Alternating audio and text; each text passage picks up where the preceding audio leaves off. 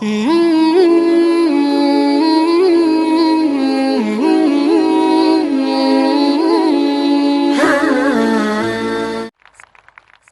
নায়েক, আমি ডাক্তার সূর্যকান্ত পাওয়ার, Saint George hospital থেকে এসেছি। ধন্যবাদ এমন সুন্দর এবং আলোকিত বক্তব্যের জন্য। কোরআন ঈশ্বরের বাণী এই বিষয়ের উপর আপনি বলেছেন যে কোরআন আল্লাহর বাণী। আমার প্রশ্ন হলো, আপনার কাছে ঈশ্বরকে কে সৃষ্টি করেছেন? ঈশ্বরের উৎসটা কি? আউযুবিল্লাহি মিনাশ শাইতানির রাজিম। বিসমিল্লাহির রহমানির রহিম। আমার সদ্য গুরুজন এবং আমার প্রিয় ছোট ও বড় ভাই বোনেরা, যে যেখান থেকে আমার ভিডিওটা দেখছেন, সকলকে আসসালামু আলাইকুম ওয়া রাহমাতুল্লাহি ওয়া বারাকাতুহু। আপনি যদি ইসলাম সম্বন্ধে আরও বেশি জ্ঞান অর্জন করে নিজেকে উঁচু স্তরে মুসলিমে পরিবর্তন করতে চান, তাহলে আমাদের ইউটিউব চ্যানেল RHN TV বাংলাকে সাবস্ক্রাইব করে আমাদের সঙ্গে থাকবেন। আসুন নিজে ইসলাম সম্পর্কে আরও ভালোভাবে জানি এবং অপরকে ইসলামের দাওয়াত দিই এবং শাহাদা পাঠ করে লা ইলাহা ইল্লাল্লাহু মুহাম্মাদুর রাসূলুল্লাহ সাল্লাল্লাহু আলাইহি ওয়াসাল্লাম। ভাই খুব সুন্দর প্রশ্ন করলেন যে যদি কোরআন ঈশ্বরের বাণী হয় তাহলে ঈশ্বরের স্রষ্টা কে? খুব ভালো প্রশ্ন। যদি আপনাকে জিজ্ঞেস করি যে আপনার বন্ধু জন একটা সন্তান জন্ম দিয়েছে, আপনি কি বলতে পারবেন সন্তানটা ছেলে না মেয়ে? আপনার বন্ধু জন হাসপাতালে একটা সন্তান জন্ম দিয়েছে, সন্তানটা ছেলে নাকি মেয়ে বলতে পারবেন? অনুমান করে বলেন। না, ছেলে না মেয়ে বলতে পারছি না। সরি, অনুমান করতে পারছি না। চেষ্টা করেন। 50% হলো বলেন। হ্যাঁ, 50 ভাগ, অর্ধেক সম্ভাবনা। ঠিক আছে, বলেন। ছেলে। ছেলে। ভাই পুরুষ কি সন্তান জন্ম দিতে পারে? না। এখন এটা ছেলে না মেয়ে? নামটা মেয়ে নাম হতে হবে। আমি আপনাকে বলছি আপনার বন্ধু জন। আমি জানি না কোনো মহিলার নাম জন হয় কিনা। না, আমরা বলবো না। আচ্ছা আচ্ছা, ধরেন আপনার বন্ধু, ছেলে বন্ধু, সে হাসপাতালে গিয়ে একটা সন্তান জন্ম দিল। সন্তানটা ছেলে না মেয়ে? মেয়ে। পুরুষ কি সন্তান জন্ম দিতে পারে? না। এখন বুঝতে পেরেছেন, পুরুষ সন্তান জন্ম দিতে পারে না, তাহলে ছেলে না মেয়ে এই প্রশ্নটা আসে কি করে? তাই বলা হয়েছে ঈশ্বরকে কেউ সৃষ্টি করেনি। আপনার প্রশ্ন কে ঈশ্বরকে সৃষ্টি করেছে, আমার প্রশ্নের মতো যে পুরুষটা সন্তান জন্ম দিয়েছে হাসপাতালে, সেটা ছেলে নাকি মেয়ে, প্রশ্নটাই অযৌক্তিক। কারণ আমরা জানি যে পুরুষ সন্তান প্রসব করে না, তাহলে ছেলে না মেয়ে এই প্রশ্ন আসে কি করে? তাই বলা হয়েছে ঈশ্বরকে কেউ সৃষ্টি করেনি।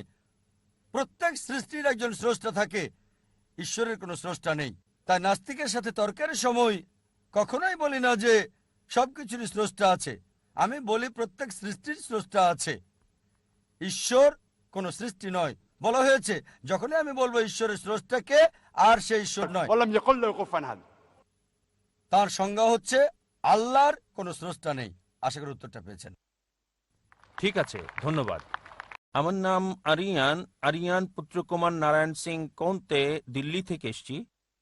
আমি ভালো ইংরেজি বলতে পারি না, এজন্য আমি দুঃখিত। স্যার, আমি জিজ্ঞেস করতে চাই যে ভগবানের বানানো নিয়মে কি পরিবর্তন হতে থাকে?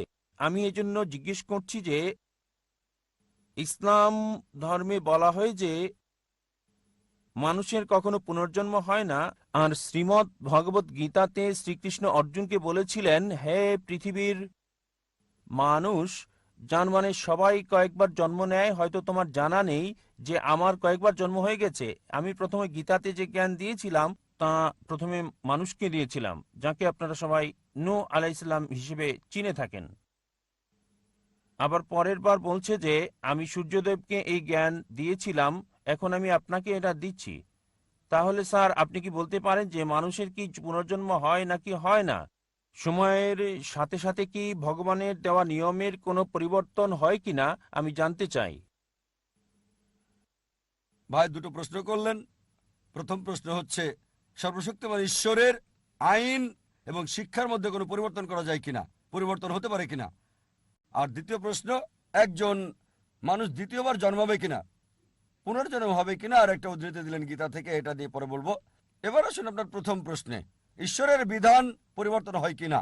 যদি ঈশ্বরের বিধানটা সময় সংশ্লিষ্ট হয়ে থাকে, যদি সেটা নির্দিষ্ট একটা গোত্রের মানুষের জন্য হয়, নির্দিষ্ট সময়ের জন্য হয়, তবে এটা পরিবর্তন হয়। যেমন ধরেন, আমি আলোচনায় বলেছি তাওরাত, জাবুর, ইনজিল সবগুলোই সর্বশক্তিমান ঈশ্বর প্রেরিত, তবে সেগুলো ছিল একটা নির্দিষ্ট গোত্রের লোকদের জন্য, একটা নির্দিষ্ট সময়ের জন্য। কিন্তু ঈশ্বরের সর্বশেষ এবং চূড়ান্ত নাজিল হওয়ার পর কোনো কিছু যুক্ত করা যাবে না, কোনো কিছুই বাদ দেওয়া যাবে না। কোরআন হচ্ছে সর্বশক্তিমান আল্লাহর সর্বশেষ এবং চূড়ান্ত বার্তা। আর কোনো ওহী নাজিল হবে না। নবী মুহাম্মদ সাল্লাল্লাহু আলাইহি সাল্লাম হলেন সর্বশেষ এবং চূড়ান্ত নবী। আর কোনো নবীও আসবেন না। আল্লাহ বলেন সূরা আহজাব অধ্যায় 33 আয়াত 40, মা কানা মুহাম্মাদুন আবা আহাদিম মিন রিজালিকুম ওয়ালাকিন রাসূলুল্লাহ ওয়া খাতামুন নবিয়্যিন ওয়া কানা আল্লাহু বিকুল্লি শাইইন আলিমা। যে মুহাম্মদ সাল্লাল্লাহু আলাইহি সাল্লাম কোনো পুরুষের পিতা নন, তবে তিনি আল্লাহর রাসূল এবং নবীদের সিলমোহর। আর আল্লাহ সর্বজ্ঞ সর্বজ্ঞানী। নবী মুহাম্মদের পর যদি কেউ বলে সে আল্লাহর নবী, তার কাছে ওহী আসে, তার মানসিক চিকিৎসা দরকার। নবী মুহাম্মদ সর্বশেষ এবং চূড়ান্ত নবী। কোরআনের পর আর কোনো ওহী আসবে না। এ কথা কোরআনে স্পষ্ট বলছে সূরা মাইদা অধ্যায় 5 আয়াত 3। আজ তোমাদের জন্য আমার দিনকে পূর্ণ করলাম এবং জীবন বিধান হিসেবে দিলাম ইসলাম, আর আমার অনুগ্রহ পূর্ণ করলাম। যখন ধর্ম পরিপূর্ণ করা হয়েছে তখন নতুন কোনো কিছু যুক্ত করা যাবে না, কিছু বাদও দেওয়া যাবে না।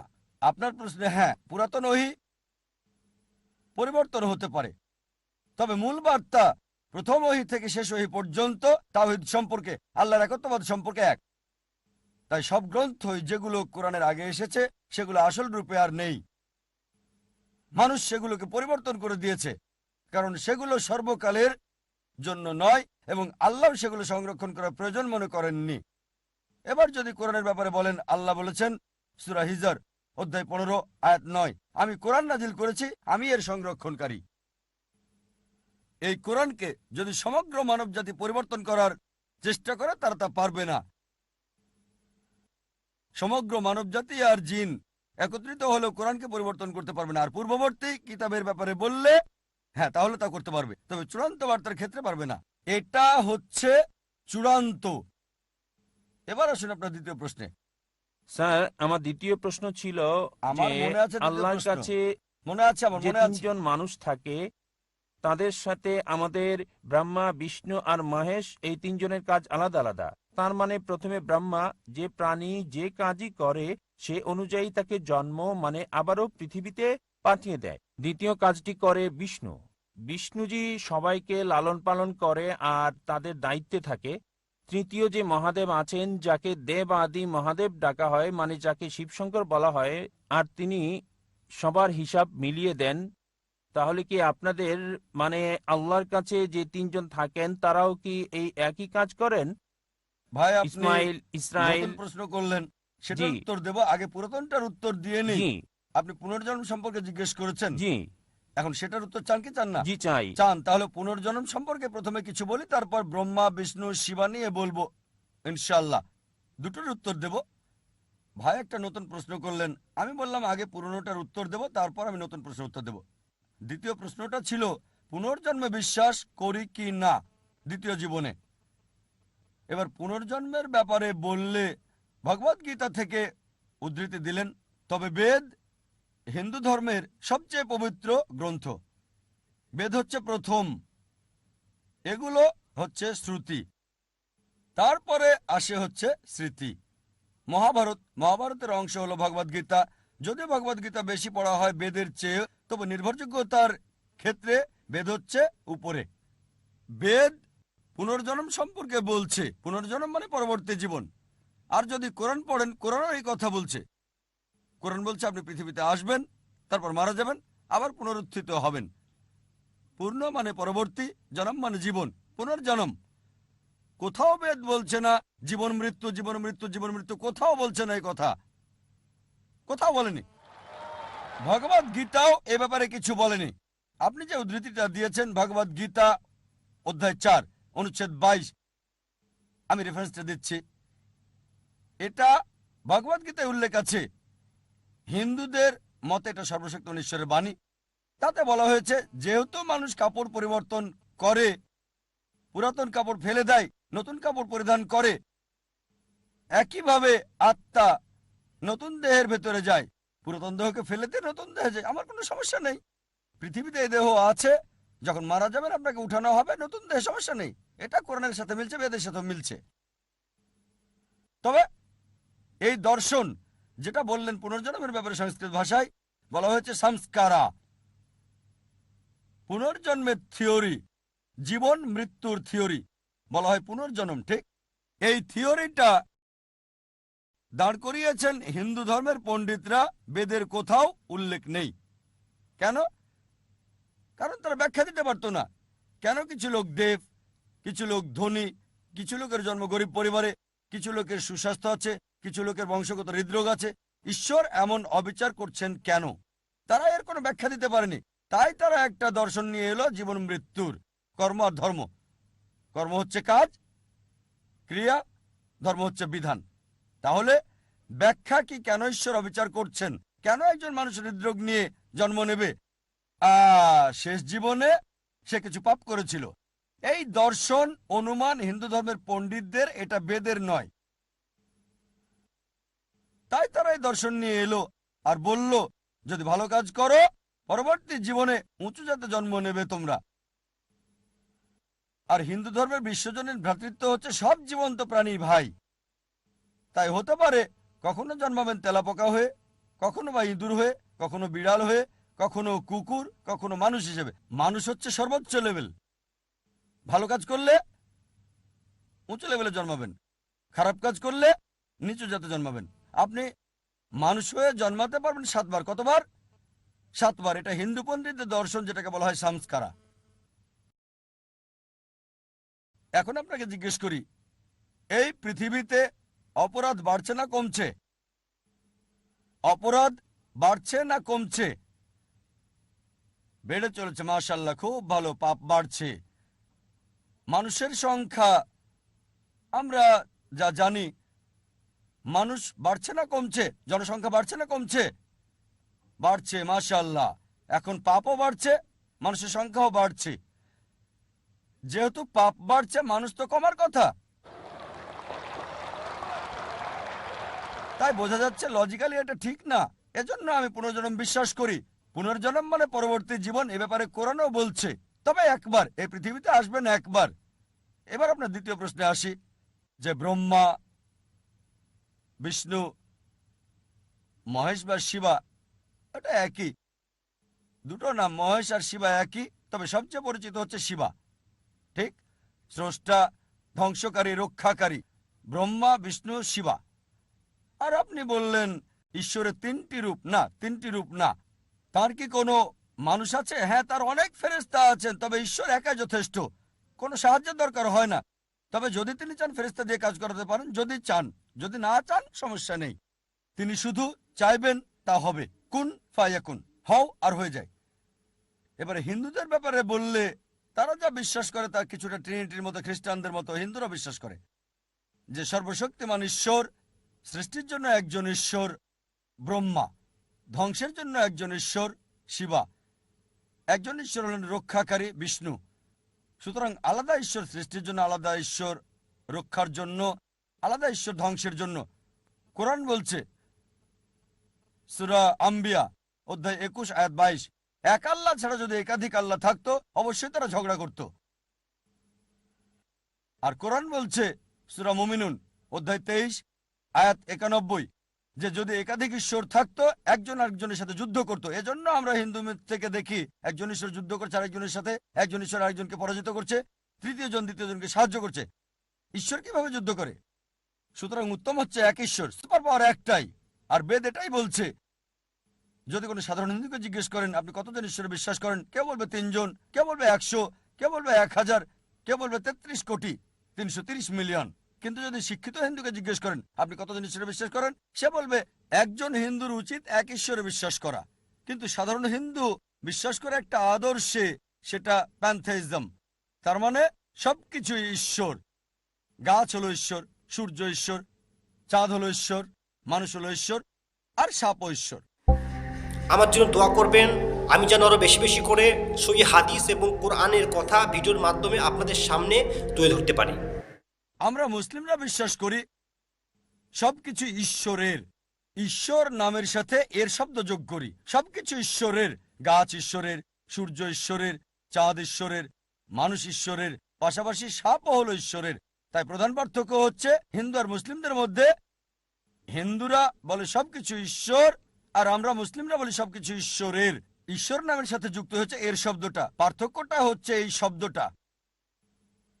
যদি আমরা শুধু এই এর শব্দটার পার্থক্য দূর করতে পারি, হিন্দু আর মুসলিম এক হয়ে যাবে। সেটা কিভাবে হবে? আল্লাহ কোরআনে বলেছেন, সূরা ইমরান অধ্যায় 3 আয়াত 64, تعالوا إلى كلمة سواء بيننا وبينكم এসো সেই কথায় যা তোমাদের ও আমাদের মধ্যে এক। প্রথম সাদৃশ্য কি? ألا نعبد إلا الله আল্লাহ ছাড়া কারো ইবাদত করি না, ولا نشرك به شيئا তার সাথে আমরা কাউকে শরীক করি না, ولا يتخذ بعضنا بعضا أربابا من دون الله আর নিজেদের মধ্য থেকে আল্লাহ ছাড়া কাউকে প্রভু হিসেবে মানি না। فإن تولوا যদি তারা মুখ ফিরিয়ে নেয়, فقولوا اشهدوا بأننا مسلمون। বলো সাক্ষী থাকো আমরা মুসলিম, আল্লাহর কাছে নিজের ইচ্ছাকে সমর্পণ করি। কোন ধর্মকে যাচাই করার ভালো উপায় হলো ধর্মের অনুসারীদের না দেখে সেই ধর্মের গ্রন্থগুলোকে দেখা।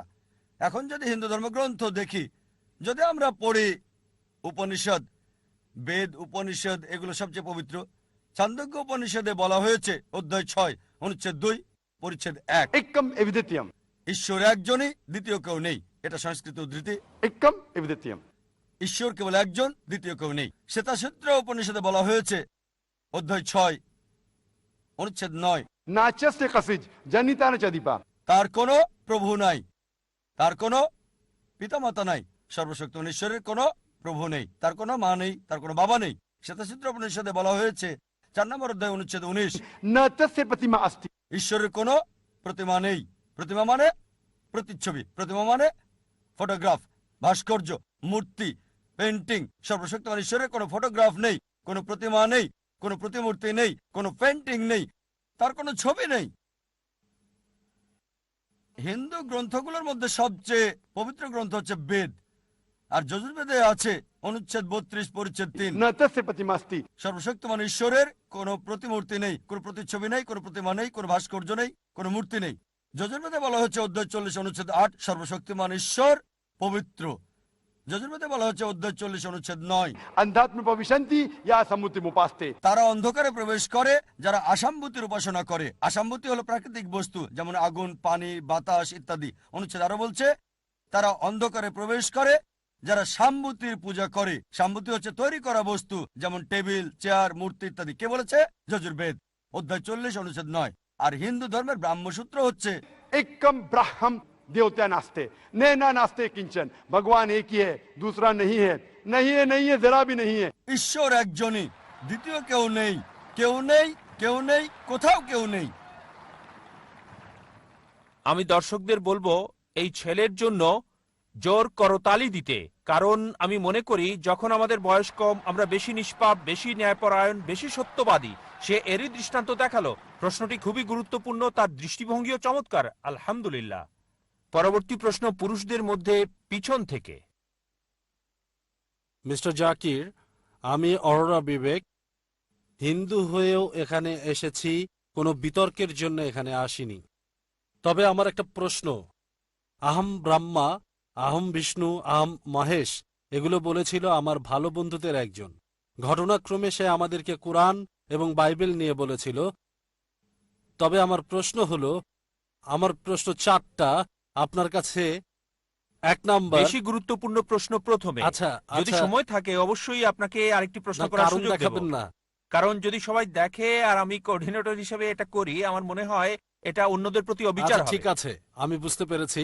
শুধু একটা প্রশ্ন, যেহেতু মিস্টার জাকির কথা বলেছিলেন জেনোসিস ভার্সন ইত্যাদি বিষয়ে, একটা প্রশ্নই করতে চাই। যেহেতু আপনি কুরআন আর বাইবেলের মধ্যে একটা তুলনা করেছেন, কেন বেদ, কুরআন আর বাইবেলের মধ্যে তুলনা করছেন না?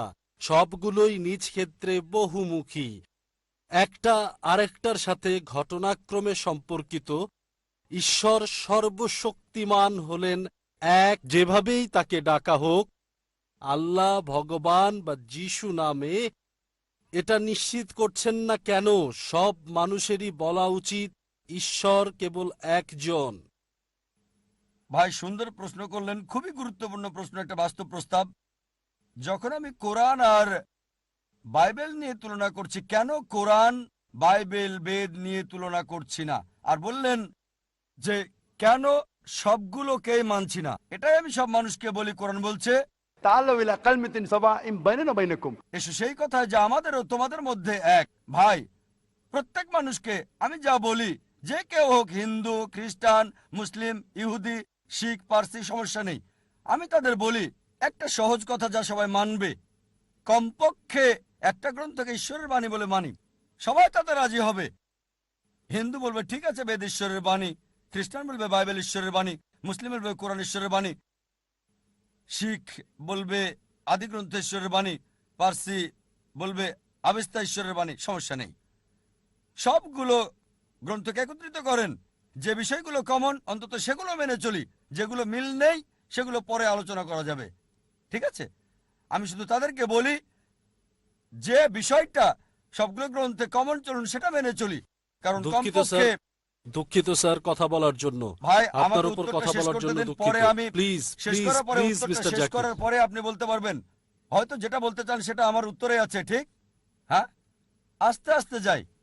ঠিক স্যার। গাণিতিক কোনো সমস্যার যদি সমাধান করতে চান সরাসরি উত্তর দিলে হবে না, স্টেপ বাই স্টেপ আমাদের যেতে হবে, 1 2 3 4। জি স্যার। আমার অনুরোধ হলো সব গ্রন্থে যে বিষয়টা কমন চলুন সেটা মানি আমরা, যেটা কমন না সেটা পরে দেখা যাবে, ঠিক? এখন সব গ্রন্থে কমন হচ্ছে ঈশ্বর একজন। চলুন বিশ্বাস করি ঈশ্বর একজন। বেদ বলছে ঈশ্বর একজন, আমি বলিনি যে एकम विदित्यम ঈশ্বর কেবল একজন, দ্বিতীয় কেউ নেই। বাইবেল বলছে যে গসপেল অফ মার্ক অধ্যায় 12 অনুচ্ছেদ 29, বুক অফ ডিউটেরোনমি অধ্যায় 6 অনুচ্ছেদ 4, शमा इस्राइल अदना इलहरना इखद শোনো ইসরায়েলবাসী, প্রভু আমাদের প্রভু একজন। ইহুদিরা খ্রিস্টানরা এটা বলে, কোরআন বলছে কুল হুয়াল্লাহু আহাদ, বলো তিনি আল্লাহ এক অদ্বিতীয়। তাহলে ট্রিনিটি আসে কোত্থেকে? এই ব্রহ্মা বিষ্ণু শিবা আসে কোত্থেকে? কোথায়? আমি সেটা বিশ্বাস করি না স্যার। ভাই আমাকে শেষ করতে দিন।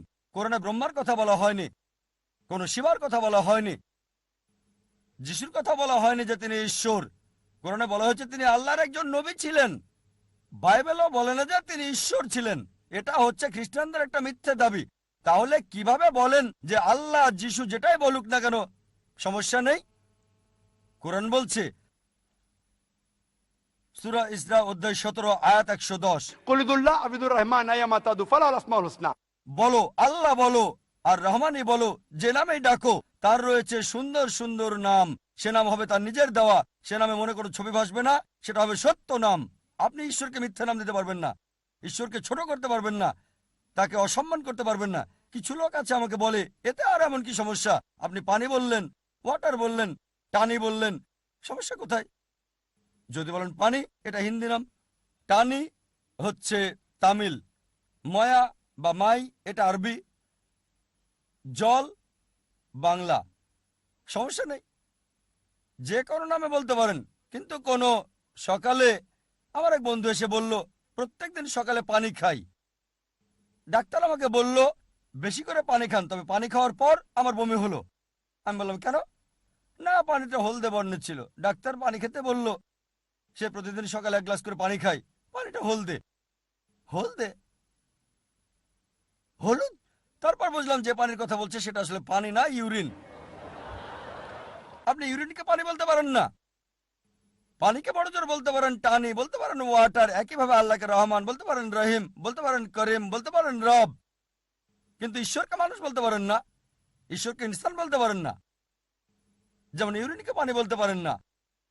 আর ধর্মতত্ত্বের গোষ্ঠীপাথর সূরা ইখলাস অধ্যায় 112 আয়াত 1 থেকে 4 সে কথা বলা হয়েছে। তাই আমি বলতে চাচ্ছি যেগুলো পার্থক্য সেগুলো দূরে রাখেন। কোরআন কোথাও বলেনি যিশু ঈশ্বর, কোথাও কোরআন বলেনি মহেশ ঈশ্বর, তাই মহেশকে দূরে রাখুন। হ্যাঁ, যদি বলেন ব্রহ্মা, ব্রহ্মা সংস্কৃত শব্দ যার মানে হচ্ছে সৃষ্টিকারী ঈশ্বর। যদি বলেন স্রষ্টা, কোনো আপত্তি করব না। যদি বলেন ঈশ্বর হলেন স্রষ্টা, তাহলে কোনো আপত্তি করব না, কারণ কোরআন বলছে আল্লাহ হলেন খালিক, স্রষ্টা। কিন্তু যদি বলেন এই স্রষ্টার আছে 4টা মাথা, 4টা হাত আছে, তাহলে একটা ছবি তৈরি করছেন, আপনি বেদের বিরুদ্ধে যাচ্ছেন। न तस्य प्रतिमास्ति। ঈশ্বরের কোনো প্রতিমূর্তি নেই। আমি সেটা বিশ্বাস করি স্যার। সুতরাং তাকে স্রষ্টা বলে ডাকেন, কিন্তু যদি বলেন স্রষ্টা হলেন মানুষ, তাহলে সে ঈশ্বর না। আমি ক্ষমা চাচ্ছি স্যার। আরো মহান ভাই, যদি আপনি আমার ভিডিও ক্যাসেট দেখেন ইসলাম আর হিন্দু ধর্মের সাদৃশ্য, ইনশাআল্লাহ অনেক প্রশ্নের উত্তর পাবেন। আশা করি উত্তরটা পেয়েছেন। আমি ক্ষমা চাচ্ছি। আমি আসলে যা আপনাকে বলতে চাচ্ছি মিস্টার জাকির, আমি বিতর্কে যেতে চাই না এখানে। তবে বিষয়টা হলো, মিস্টার জাকির যা বলতে চাচ্ছিলেন সবই ঠিক আছে। আর এখানে লোকজন যা চাচ্ছিল, আমি আসলে যা জানতে চাই, ঠিক তিনি যা বক্তব্যে আমাদেরকে বলেছেন, আমরা তার কাছে ঠিক রিনাইসা শুনতে চাই। রিনাইসা পৃথিবীর স্রষ্টা, আর এটা যেভাবেই বলা হোক, আল্লাহ, ভগবান বা যিশু, পার্থক্য করা উচিত নয়। এটাকে সমন্বয় করতে হবে ভিন্নতা থেকে। ধন্যবাদ। ভাই, যদি আমার লেকচার শুনে থাকেন, আল্লাহ বলে ডাকেন, কোনো সমস্যা নেই, অথবা ডাকেন ভগবান। এখন দেখার বিষয় হচ্ছে ভগবান মানেটা কি। রজনীশের মতে ভগবান মানে অন্য কিছু, জানেন কিনা জানি না। রজনীশের মতে রজনীশ যে সংজ্ঞা দিয়েছে তাতে আমি বিশ্বাস করি না যে ভগবান ঈশ্বর। তাই আমাদেরকে ঈশ্বরের ধারণায় বিশ্বাস করতে হবে। স্রষ্টা, সৃষ্টিকারী, মেকার, যদি ঈশ্বরের সেই ধারণাটা থাকে, আপনি তাকে সঠিক নামে ডাকবেন, ভুল শব্দ ব্যবহার হবে না। যে শব্দগুলো সব গ্রন্থে কমন, আমাদের কোনো আপত্তি থাকবে না। তবে যিশুর আপনি যা বললেন সেটা কোরআন এবং বাইবেলে কমন না। কোরআন বলছে যিশু হলেন আল্লাহর নবী, আর বাইবেলও বলছে তিনি ঈশ্বরের নবী। কিন্তু খ্রিস্টানরা এটা ভুল বোঝে যে যিশু ঈশ্বর দাবি করেছিলেন। তাই খ্রিস্টানরা যদি বাইবেল বুঝতে ভুল করে, তাদের সাথে আমি একমত হব কেন? আমি সত্যটা তুলে ধরবো। আমরা ঝগড়া করার জন্য এখানে আসিনি, কমন বিষয়গুলোতে একমত হতে এসেছি। تعالوا إلى كلمة سواء بيننا وبينكم. এসে সেই কথায় যা তোমাদের আমাদের মধ্যে এক। পরবর্তী প্রশ্ন পেছনের ভাইদের মধ্য থেকে। আমার নাম পিটার, আমি ধর্মীয় দর্শনের ছাত্র। আমার প্রশ্ন হলো, কোরআনের টেক্সটুয়াল বিশুদ্ধতার ব্যাপারে প্রথম যখন আবু বকর জায়েদকে নির্দেশ দিলেন পাতাগুলো একত্রিত করতে, তিনি করেছিলেন। তবে বুখারীতেও লেখা আছে, ভলিউম 5 পৃষ্ঠা 96, আব্দুল্লাহ ইবনে মাসুদকে নিয়োগ দিয়েছিলেন মোহাম্মদ, তিনি পুস্তক আকারে করলেন। তারপর সালিম পলাতক দাস, সে একটা বই সংগ্রহ করল। আর উবাই ইবনু কাব প্রধান পাঠকারী। মুহাম্মদ বলেছেন, অনেক লোকই রয়েছে যারা নিজেরা কোরআন সংকলন করেছিল। তবে উসমান যখন খলিফা হলেন, তিনি জায়েদকে নির্দেশ দিলেন একাধিক কপি করতে। 7 কপি তৈরি করে পৃথিবীর বিভিন্ন অঞ্চলে প্রেরণ করেছিল, আর পূর্বের কপিগুলো পুড়ে ফেলতে বললেন। এখন ওইসব বিখ্যাত কোরআন পড়ুয়ারা কোরআন সংকলন করলেন, আর উসমান সেগুলোকে পুড়ে ফেলতে বললেন। এখানে কোরআনের বিশুদ্ধতার ব্যাপারে কি প্রশ্ন ওঠে না? মাশাআল্লাহ। ভাই ইবনে মাসুদ রাদিয়াল্লাহু আনহু সম্পর্কে জানেন, জায়েদ ইবনে সাবিদ রাদিয়াল্লাহু আনহু সম্পর্কে জানেন। মাশাআল্লাহ, অনেক মুসলিমই এই নামগুলো জানে না। আপনি জানেন সহজে ইন্টারনেট থাকার কারণে যিশু আলাইহিস সালাম বলেছেন, গসপেল অফ জন অধ্যায় 8 অনুচ্ছেদ 32, সত্য অনুসন্ধান করো, সত্য তোমাকে মুক্তি দিবে। আর এখন ইন্টারনেটে অনেকেই দেখেন, অনেক ওয়েবসাইট আছে ইসলামের বিরুদ্ধে বলে, সেখানে অনেকেই গিয়ে সেগুলো পড়ে। কোনো সমস্যা নেই ভাই, সমস্যা নেই। আপনার প্রশ্নের ব্যাপারে যদি বলি, যারা কোরআন সংকলন করেছিলেন সাহাবাগণের একটি দল ছিলেন নবীজির সাহাবাগণ। যখনই নবীজি কোনো ওহী পেতেন, তাদের সামনে তিনি ওহী বলতেন। যেমন ধরেন, اقرأ باسم ربك الذي خلق خلق الإنسان من علق. তিনি ওহী পেয়েছেন, আর মাশাআল্লাহ স্মৃতিশক্তি খুবই ভালো ছিল, আল্লাহ দিয়েছেন যাতে মনে রাখতে পারেন। তিনি পুনরাবৃত্তি করতেন, আর এগুলো লিখে রাখা হতো। নবীজি নিজে তদারকি করতেন, তিনি ছিলেন উম্মি। কিভাবে করতেন যাচাই? বলতেন পড়ো। اقرأ باسم ربك الذي خلق. ঠিক আছে। তাই নবীজি নিজে যাচাই করতেন তার জীবদ্দশায় কোরআনের যাই লেখা হতো তা সঠিক ছিল কিনা। তিনি নিজে তত্ত্বাবধান করতেন, এবং নবীজি এই লেখকগণকে নিয়োগ দিয়েছিলেন, যখন ওহী আসতো 22 বছরের বেশি সময় ধরে সব লিখে রাখা হতো আর পরবর্তীতে একসাথে করা হয়েছে। সবকিছু তত্ত্বাবধান করেছেন নবী মুহাম্মদ সাল্লাল্লাহু আলাইহি ওয়াসাল্লাম, ক্রমধারাটাও। আর তারপর অনেক মানুষই নবীজির কাছে আয়াত শুনলে লিখে রাখতো নিজেদের নোট বইয়ের মধ্যে। অনেক সাহাবা এটা করেছেন, তবে এই ব্যক্তিগত সংগ্রহকে নবীজি চেক করে দেখেননি। ধরেন একজন টিচার নোট দিচ্ছেন, 100 ছাত্র তা লিখছে, কিভাবে জানবে তারা ভুল না ঠিক লিখছে? যদিও আমি লেকচার দেই আর কিছু লোক লিখে রাখে অধ্যায় নম্বর আয়াত নাম্বার অধ্যায় নম্বর আয়াত নাম্বার দ্রুত লিখে রাখলো, আর যাতে না করে দিলে তারা বলবে ও জাকির ভাই কথা বলেছেন। কোথায় আমি বলেছি? আমি কি চেক করেছি? তাই হয়েছিল। পরবর্তীতে অনেকগুলো ভার্সন হয়েছিল কোরআনের। ভার্সন মানে লোকজন মনে করেছিল তাদের ব্যক্তিগত নোটটাই হচ্ছে কোরআন। যখনই ইসলামের বিস্তার হতে লাগলো, অনেকেই জানতো না যে কোনটা আসল কোরআন। আর সেই সময় সংকলন করা কোরআনের কপি হযরত আবু বকর রাদিয়াল্লাহু আনহুর কাছে ছিল। পরবর্তীতে এই কপি ছিল নবীজির স্ত্রী হযরত হাফসা রাদিয়াল্লাহু আনহার কাছে। উসমান রাদিয়াল্লাহু আনহু সেই কপি নিয়ে একাধিক সংখ্যা করলেন, যাতে করে পৃথিবীর বিভিন্ন জায়গায় এই কপি পাঠানো যায়। আর বললেন এই কপি ছাড়া তোমাদের হাতে যে কপি আছে পুড়িয়ে ফেলো, ভুল সঠিক যাই হোক, কারণ ওইগুলো যাচাই করা হয়নি। লোকজনের হাতে নিজস্ব নোট ছিল।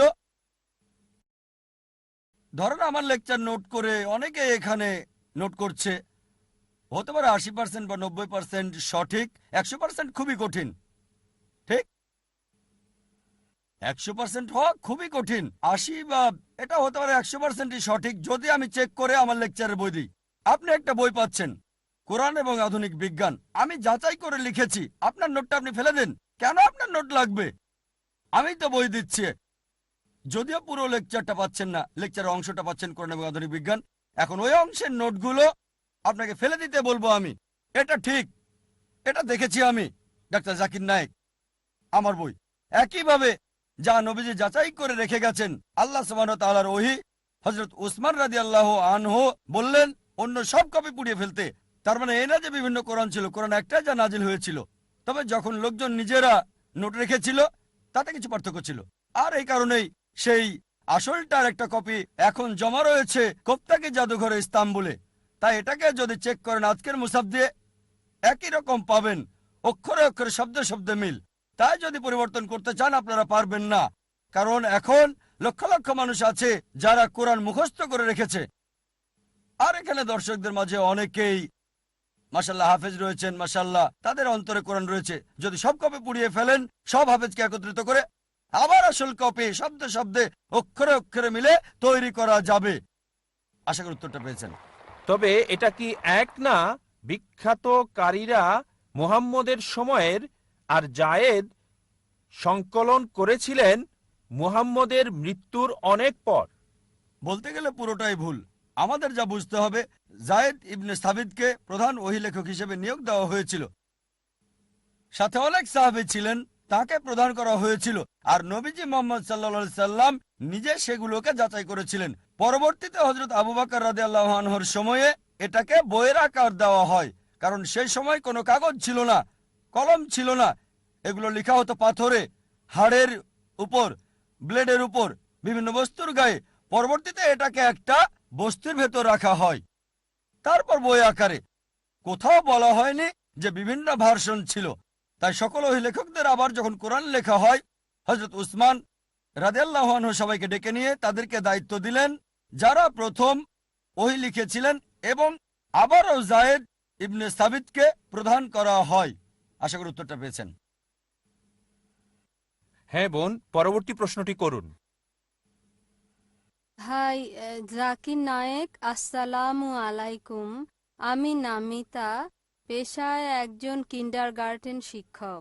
প্রথমে আপনাকে আমি অভিনন্দন জানাতে চাই আপনার এই মহান কাজের জন্য। শান্তি, ভালোবাসা আর ভ্রাতৃত্বের বাণী প্রচারের ক্ষেত্রে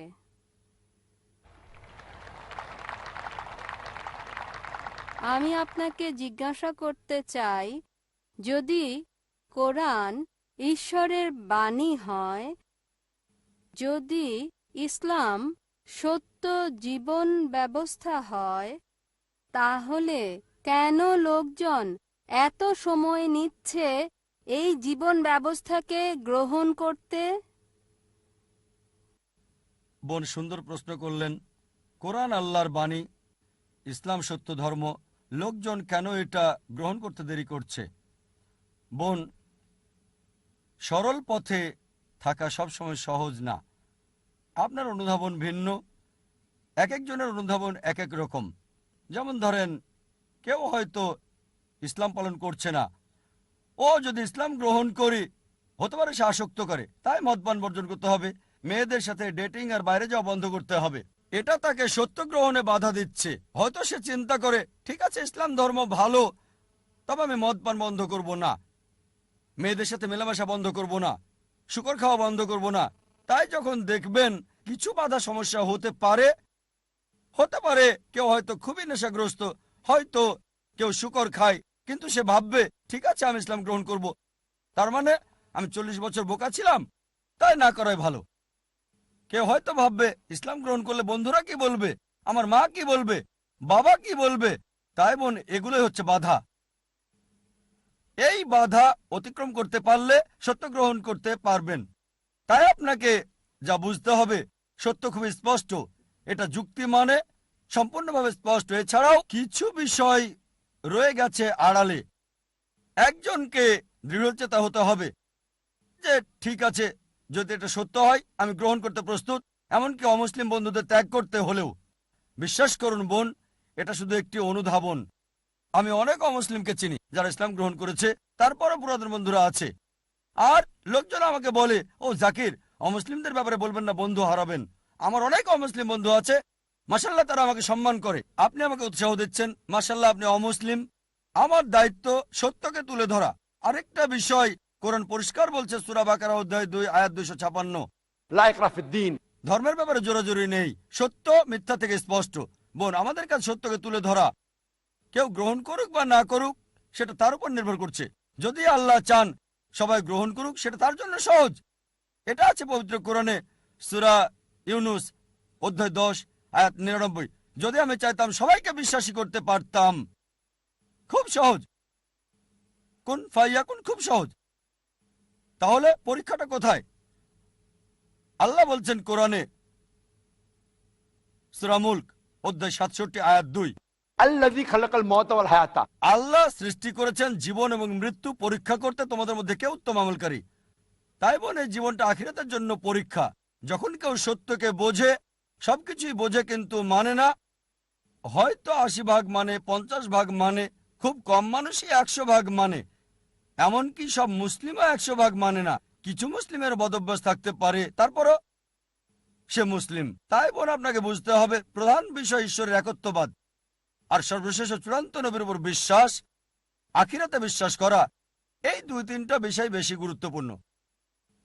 আপনি আমাকে যা জিজ্ঞেস করেছেন, আপনাকেও সেটাই জিজ্ঞেস করছি, একই প্রশ্ন করছি, আপনি ইসলাম ধর্ম গ্রহণ করতে দেরি করছেন কেন? ডাক্তার জাকির নায়েক, আমি আপনাকে কিছু বলতে চাই। এখানে আপনার মাধ্যমে আমি ইসলাম ধর্ম গ্রহণ করলাম আর কালমা পড়ছি, লা ইলাহা ইল্লাল্লাহু মুহাম্মাদুর রাসূলুল্লাহ। মাশাআল্লাহ বোন, আল্লাহ আপনাকে দয়া করুক, আল্লাহ আপনাকে জান্নাতে দেবেন ইনশাআল্লাহ।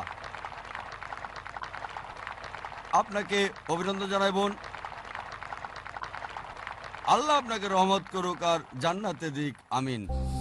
আউযুবিল্লাহি মিনাশ শাইতানির রাজিম। বিসমিল্লাহির রহমানির রহিম। আমার সদ্য গুরুজন এবং আমার প্রিয় ছোট ও বড় ভাই বোনেরা, যে যেখান থেকে আমার ভিডিওটা দেখছেন, সকলকে আসসালামু আলাইকুম ওয়া রাহমাতুল্লাহি ওয়া বারাকাতুহু। আপনি যদি ইসলাম সম্বন্ধে আরও বেশি জ্ঞান অর্জন করে নিজেকে উঁচু স্তরে মুসলিমে পরিবর্তন করতে চান, তাহলে আমাদের ইউটিউব চ্যানেল RHNTV বাংলাকে সাবস্ক্রাইব করে আমাদের সঙ্গে থাকবেন। আসুন নিজে ইসলাম সম্পর্কে আরও ভালোভাবে জানি এবং অপরকে ইসলামের দাওয়াত দিই এবং শাহাদা পাঠ করে লা ইলাহা ইল্লাল্লাহু মুহাম্মাদুর রাসূলুল্লাহ সাল্লাল্লাহু আলাইহি ওয়াসাল্লাম।